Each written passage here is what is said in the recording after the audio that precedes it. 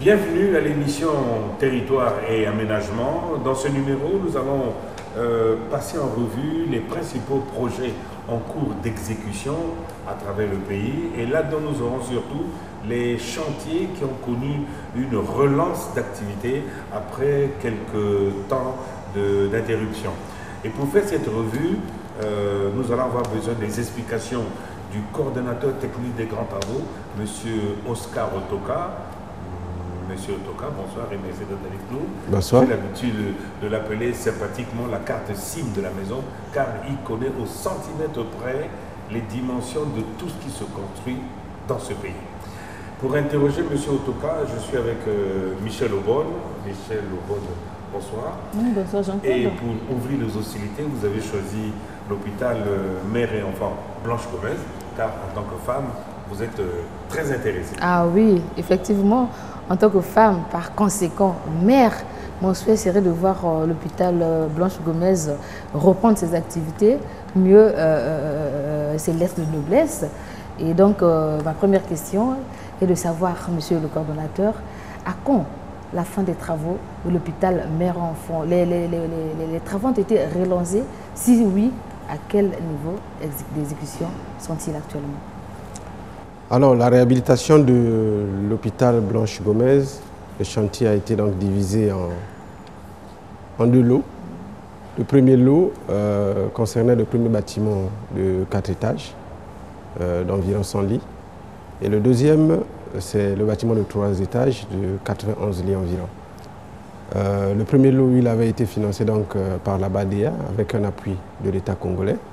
Et le deuxième lot, entièrement financé par le gouvernement congolais dans son volet génie civil. Et la BADEA devait apporter son concours sur le volet équipement.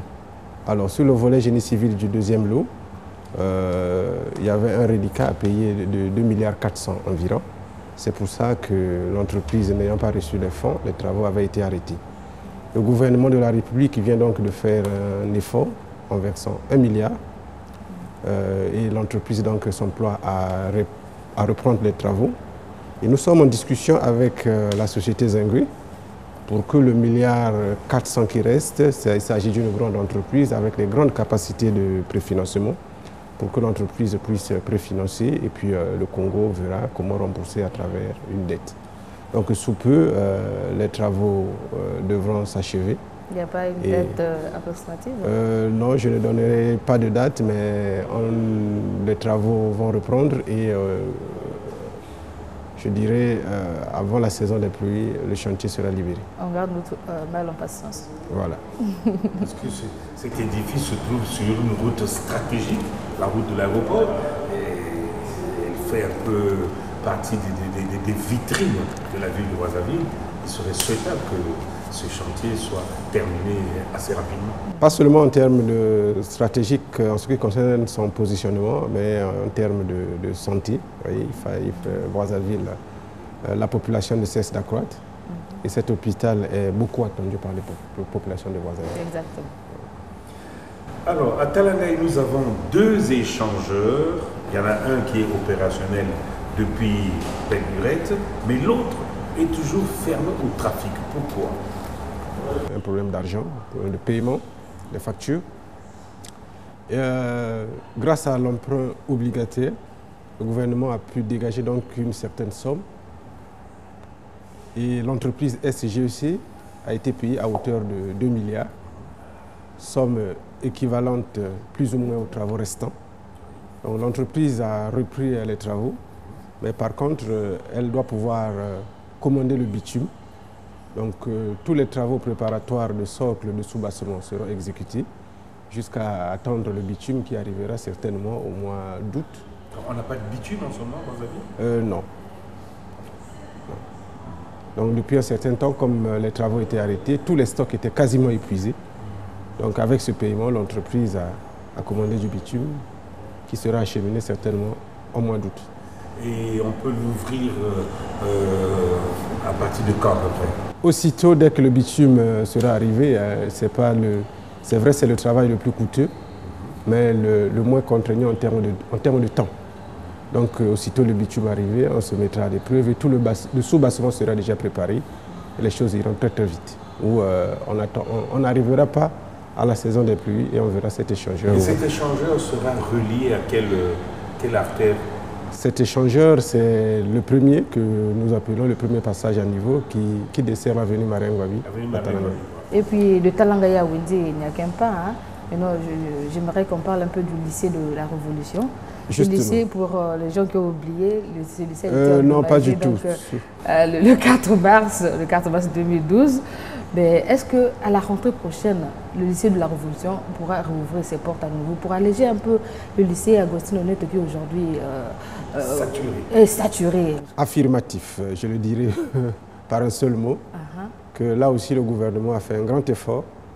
Il ne manquait que les équipements qui ont été donc payés à l'entreprise Zengui, une fois de plus. Voilà. Donc au mois d'août, ces équipements seront installés et la rentrée scolaire prochaine verra le lycée de la Révolution ou le CG Gampo, je ne sais pas quel est le nom exact, ouvrir ses portes. Voilà. Parce qu'il y a une partie lycée et une partie collège. Exactement. Sur le même espace, il y a une partie lycée, une partie collège avec les servitudes communes telles que les installations sportives, les salles de conférence et autres. Les deux ne seront pas opérationnels au même moment? Ils seront tous opérationnels au mois d'octobre. À la rentrée prochaine? Exactement. Bon, on dit que ce sera le plus grand complexe scolaire du pays. Qu'est-ce qu'il a de particulier? D'abord, en termes de capacité d'accueil, vous voyez, pris sur la base de 45 élèves par salle, on aura 10 000 élèves. Bon. Ah, ça? Oui. Donc, sur d'autres bases, peut-être qu'on peut aller au-delà. Non, on n'a pas fait que réflexionner, on a aussi... Tout a été reconstruit à nouveau. C'est un nouveau complexe projeté et construit. Et il a un gymnase aussi. Le gymnase a servi même pour les Jeux africains. En fait, c'était un gymnase conçu à des fins pédagogiques, à des fins scolaires. Et nous avions été obligés de le mettre aux normes pour ne pas avoir à construire un autre gymnase. Donc on a mis celui-là aux normes olympiques et il a servi aux Jeux africains en 2015. Alors, deux édifices, pour rester dans les parages, deux édifices sont en train de devenir les plus hautes tours du Congo et même d'Afrique centrale, a-t-on dit.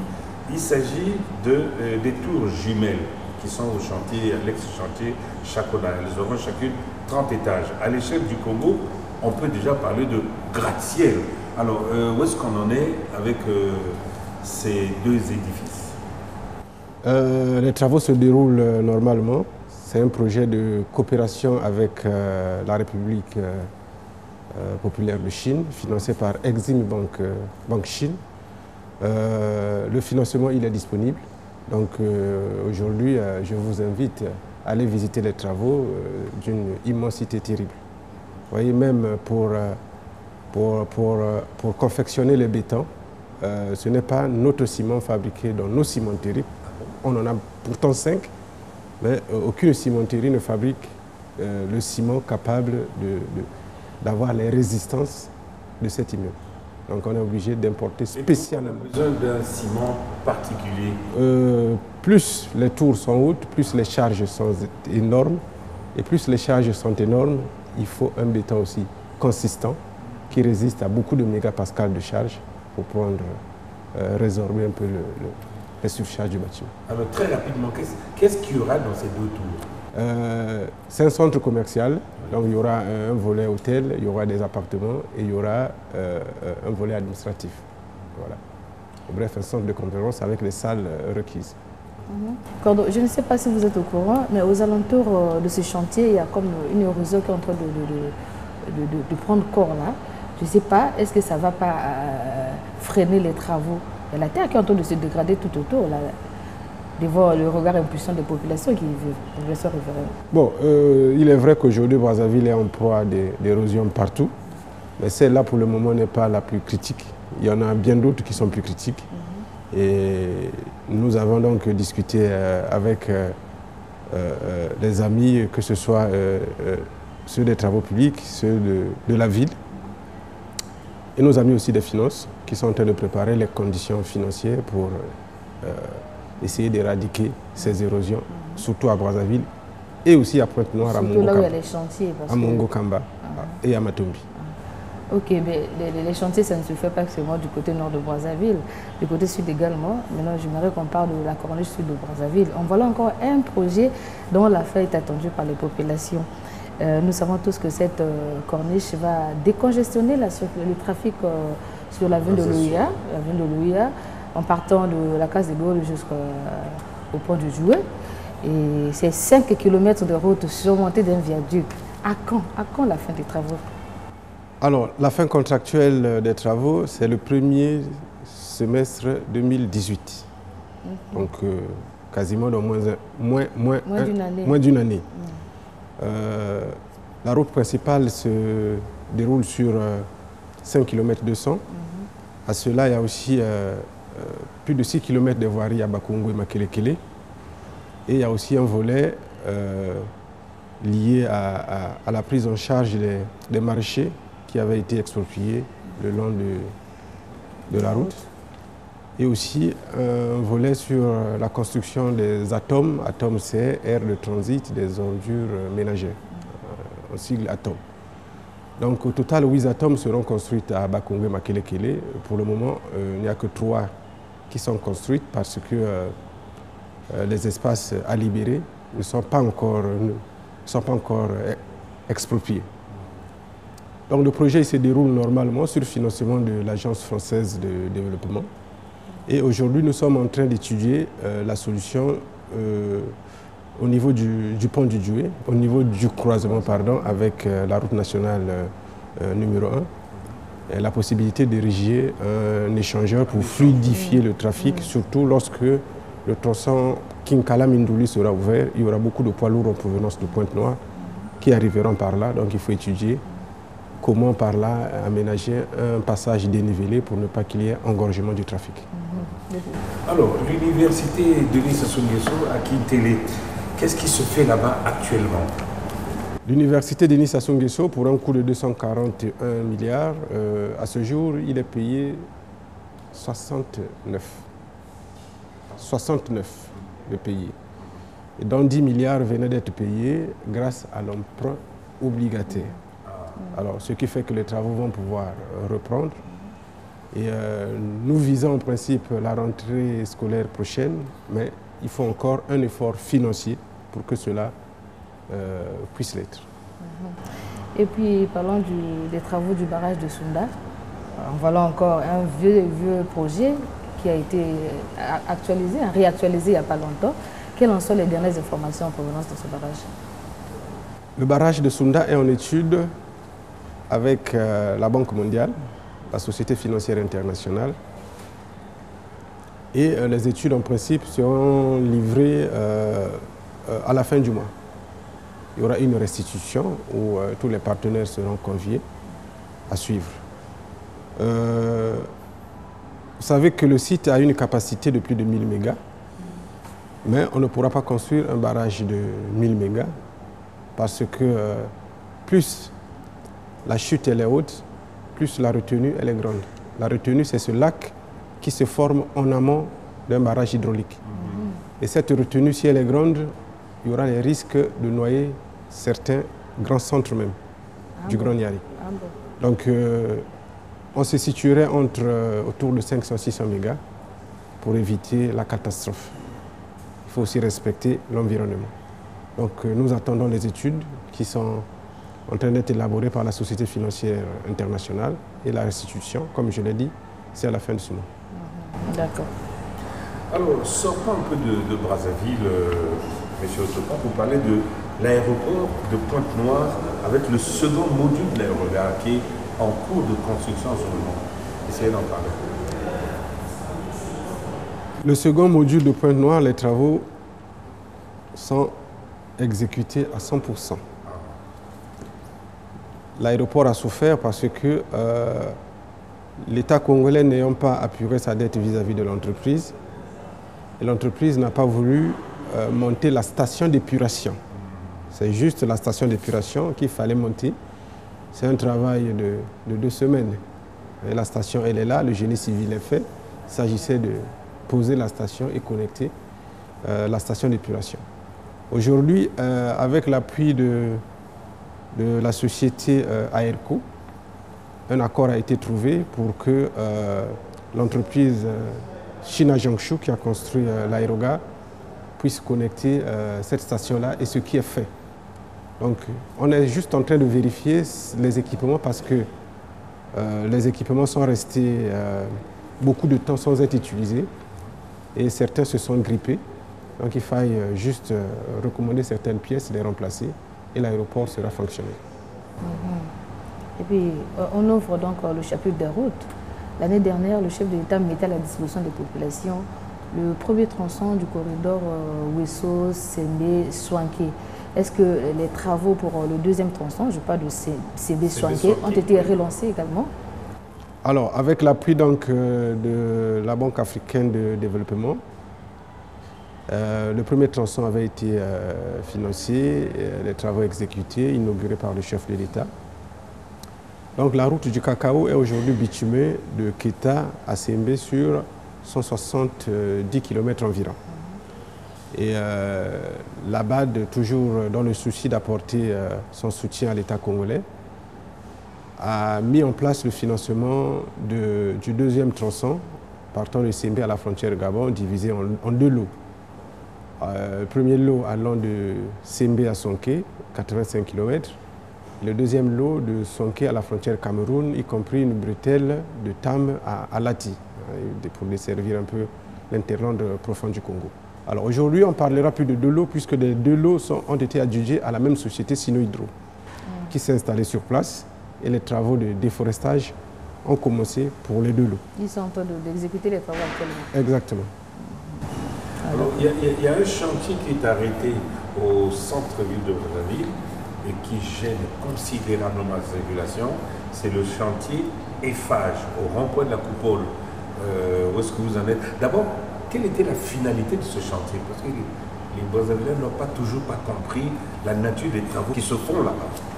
Alors, c'est un projet d'assainissement qui consiste à drainer les eaux pluviales. Bon nombre de Congolais voient Madoukou en amont, mais arrivés à la pointe hollandaise, ils ne savent plus là où passe Madoukou. Bon nombre de Brazzavilliens ne savent pas par là où passe Madoukou. Donc depuis un certain temps, vous voyez, comme Madoukou a été aménagé en amont, il y avait toujours des inondations aussi en amont, des débordements, parce que la partie aval était devenue étriquée. Donc il fallait donc recalibrer ce tronçon aval et le projeter aux normes pour qu'il n'y ait plus refoulement des eaux en amont. De la même façon pour la rivière Foix, qui est aussi aménagée en amont, et en aval aussi, il y avait donc des étranglements. Donc voilà, ce chantier a consisté à assainir Brazzaville, principalement en ces deux collecteurs-là, et c'est vrai qu'il y a eu aussi des travaux collecteurs de la mission. Alors, c'est un chantier financé par l'Agence française de développement dans le cadre du contrat C2D, donc contrat de désendettement et développement. Donc il s'agit du fait que le Congo devrait donc à la France, et la France décide donc d'annuler cette dette, mais l'annulation, c'est que le Congo rembourse quand même la dette, et la même somme, la France renvoie au Congo pour financer un projet précis. Vous voyez que quand le Congo a été quelque peu aussi en difficulté, rembourser la dette a constitué aussi un problème. Donc les sous ne quittaient plus, l'argent ne quittait plus le Congo vers la France pour que la France puisse renvoyer vers le Congo. C'est ça qui avait entraîné l'arrêt du chantier. Voilà, actuellement, les choses ont été débloquées, donc le chantier a repris. Et là aussi, nous attendons l'arrivée du bitume. Le bitume arriverait autour du 20 juin de ce mois. C'était d'abord le 15, avec le programme des bateaux, ça essaie de glisser un peu. Et aussitôt arrivé, tous les sous-bassements sont préparés, et puis voilà. Ça ne saurait tarder alors. Ça ne saurait tarder pour ouvrir le centre-ville de Brazzaville. D'accord. Alors, concernant les routes, monsieur le coordonnateur, vous avez évoqué quelques difficultés liées à la construction des routes, que ce soit à Brazzaville ou à l'intérieur du pays. Certaines routes laissent à désirer et sont même en train de se dégrader.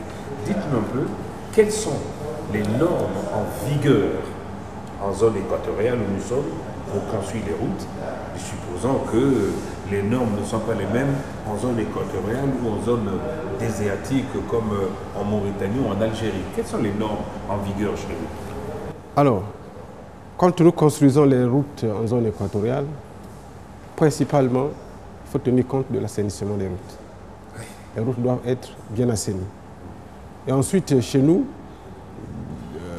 ce n'est pas seulement au Congo, mais dans tous les pays du tiers-monde, nos routes souffrent des problèmes de surcharge.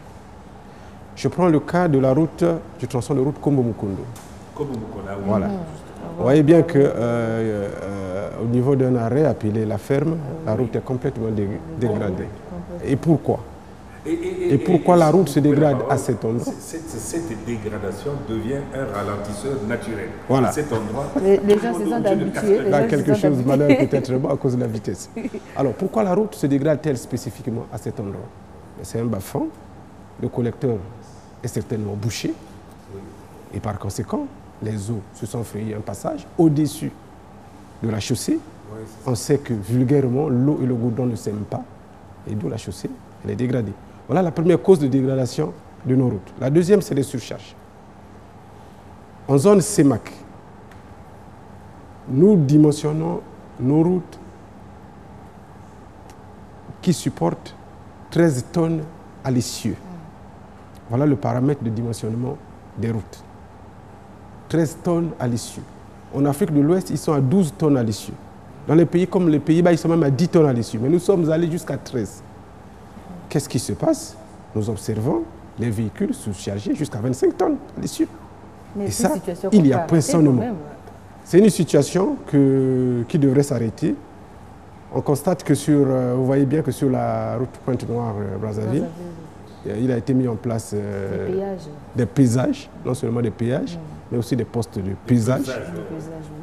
Et avec très prochainement la mise en place d'un concessionnaire, ces choses seront réglementées et seront certainement stoppées, puisque le concessionnaire, lui, ne va pas avoir des compromis sur ce genre de paramètres. Voilà.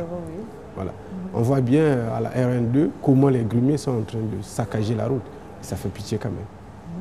Et justement, quand une route commence à se dégrader, à quel moment les grands travaux interviennent-ils? Alors, il y a en principe un programme au ministère des Travaux publics d'auscultation des routes. Donc une route, visiblement, on peut penser qu'elle est encore bonne, mais avec les appareils d'auscultation des routes, on sait que la chaussée elle est fatiguée. Et tout de suite, il faut procéder donc à un renforcement de la chaussée pour augmenter la capacité de les grands travaux. Voilà. Alors, il y a une critique qui revient, vous y avez répondu un peu. Une critique qui est adressée aux grands travaux, c'est que les routes que vous construisez se dégradent trop vite. C'est dû à quoi? Est-ce que c'est fondé d'abord comme critique? Si oui, bon, c'est dû à quoi? Je pensais que j'avais répondu déjà à cette question. La route, il faut l'entretenir et il ne faut pas qu'il y ait de surcharge. Voilà. Ce sont ces deux paramètres qu'il faut tenir en compte et on aura un réseau routier bien propre si ces deux paramètres sont tenus. Et qui doit entretenir? En tout cas, ce n'est pas de la compétence de la délégation générale aux grands travaux. Après la construction d'une route, nous remettons aux exploitants. Là, on parle des routes en général, mais concernant les routes dans les municipalités, à qui incombe la responsabilité de réparer, ici ça se dégrade, de réparer ces routes. Voilà. On prend le cas de Mukondo par exemple, vous avez parlé de Mukondo tout à l'heure. Qui doit réparer? À l'arrêt la ferme. Qui va réparer cette dégradation?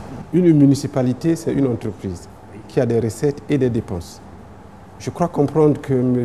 Kakou, vous avez une voiture et vous payez la taxe de roulage. Bien sûr. Vous ne la payez jamais aux grands travaux. À ça, c'est clair. Ça, c'est bien dit. Et quelle est aujourd'hui la frontière